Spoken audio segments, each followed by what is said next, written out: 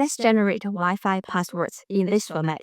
Food, followed by a symbol, followed by color, followed by 2 digits. Define, generate password.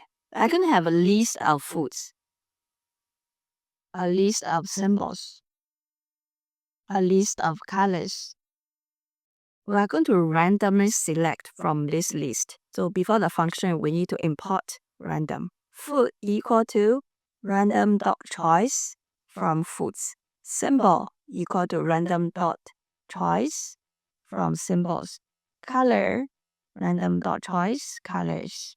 And the number equal to random.randint from 10 to 99, 2 digits. Our password is going to be a string in this format. Start with food, followed by symbol, followed by color, followed by number. And we are going to return this password. Rather good. Let's try this. That's our password. Subscribe to this channel for more coding challenges. Happy coding!